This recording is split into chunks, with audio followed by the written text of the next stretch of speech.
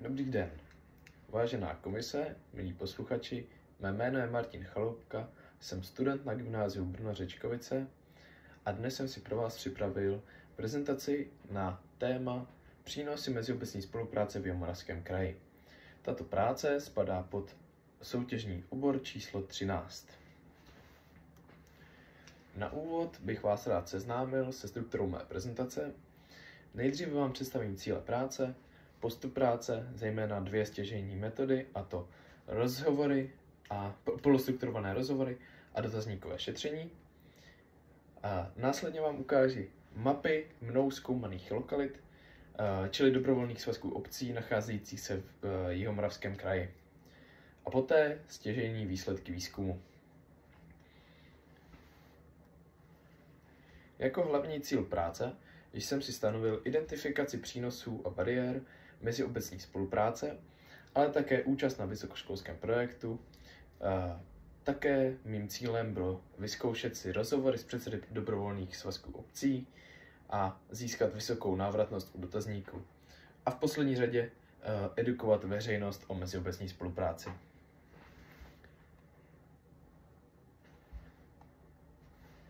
Nyní k metodice.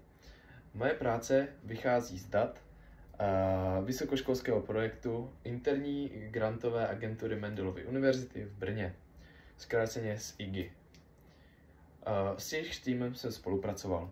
Nejdříve jsem pomohl sestavit databázi dobrovolných svazků obcí v Jihomoravském kraji, které jsou aktivní. Následně jsem použil metodu literární rešerše na sepsání teoretické části práce. Zkoumal jsem zejména podobně zaměřené výzkumy, které se věnují u nás i v zahraniční meziobecní spolupráci. Poté jsem použil dvě již zmíněné metody na zpracování své praktické části, čili dotazníky a rozhovory. Na závěr jsem data z různých metod analyzoval, porovnal a vyhodnotil.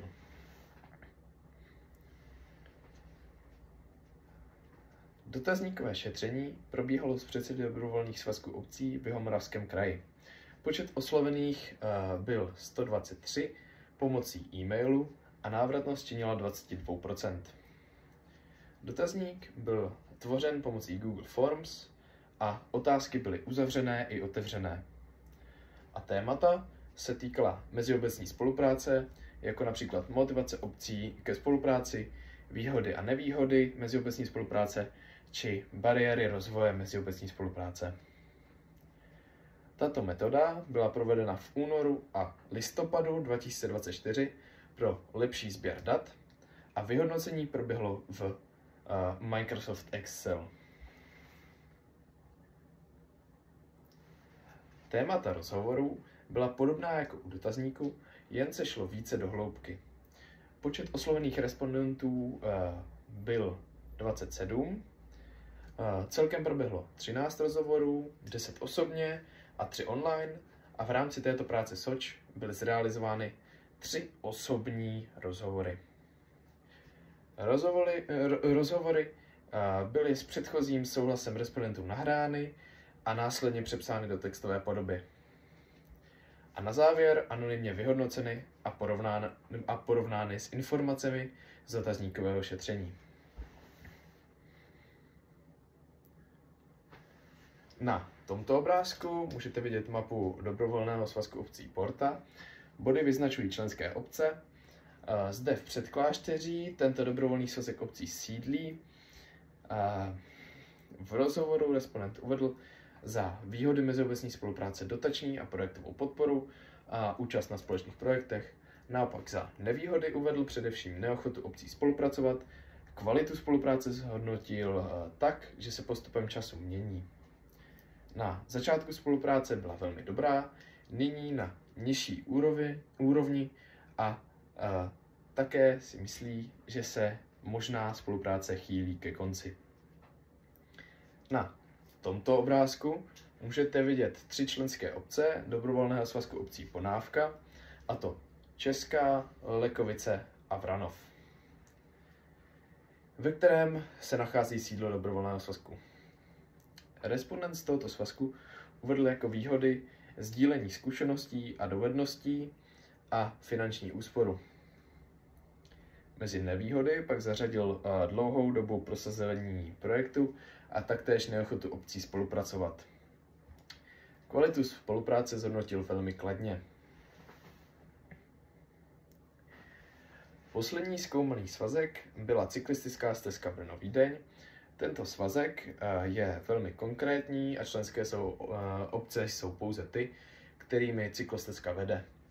Tento svazek sídlí ve městě Židlochovice a v rámci rozhovoru respondent zmínil, že mezi výhody meziobecní spolupráce patří především úspora financí a zefektivnění veřejné správy. Naopak mezi nevýhody uvedl komplikovanou komunikaci a vysoký počet členských obcí a kvalitu spolupráce zhodnotil jako velmi dobrou. Nyní vám představím některé vybrané výsledky dotazníkového šetření. Respondenti byli tázáni na nejčastější motivaci k použití meziobecní spolupráce. Jako nejčastější uvedli prosazování regionálních cílů a s tím související dotační a projektovou podporu. V otázce na oblasti, ve kterých se daří spolupracovat, byla nejčetnější odpověď regionální rozvoj, odpadové hospodářství a cestovní ruch. Naopak mezi oblasti, ve kterých se nedaří spolupracovat, patří doprava, sociální oblast a školství. Respondenti také uvedli náměty na zkvalitnění spolupráce. Respondenti zmínili zjednodušení systému čerpání dotací, byrokracii a také žádají o větší spolupráci ze strany státu.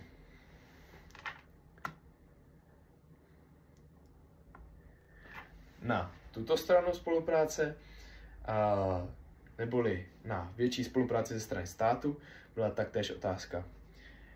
Byly zmíněny častější dotační výzvy, lepší metodika a také lepší poradenství. Dále měli respondenti uvést dobré a špatné příklady meziobecní praxe. Na této tabulce vidíme vždy název dobrovolného svazku a poté jejich příklady.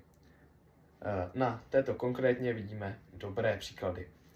Já bych vybral dobrovolný svazek obcí Tišnovsko, který uvedl svazkové školství, společné dotační programy a poradenství. Na této tabulce vidíme špatnou praxi. Znovu bych vybral dobrovolný svazek obcí Tišnovsko, který zmínil špatnou spolupráci obcí, pokud se projekt týká pouze některých z nich. Na závěr dotazníku měli respondenti zhodnotit sílu bariér meziobecní spolupráce.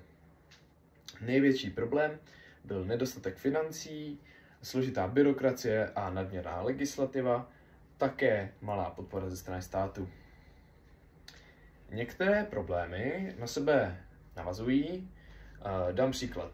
Jsem starosta obce a zvažuji, zdali se připojím do svazku obcí, ale zjistím, že v tomto svazku je nedostatek financí a že moje projekty by nemohly být realizovány a proto do něj nemám motivaci vstoupit.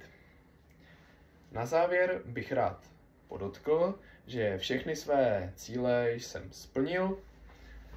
Také bych rád shrnul některé výsledky, tedy mezi přínosy meziobecní spolupráce patří společné řešení problémů a potřeb území, prosazování regionálních cílů a také finanční úspory z pohledu obce. Naopak mezi bariéry patří nedostatek financí ve svazcích, složitá byrokracie a legislativa a malá podpora ze strany státu.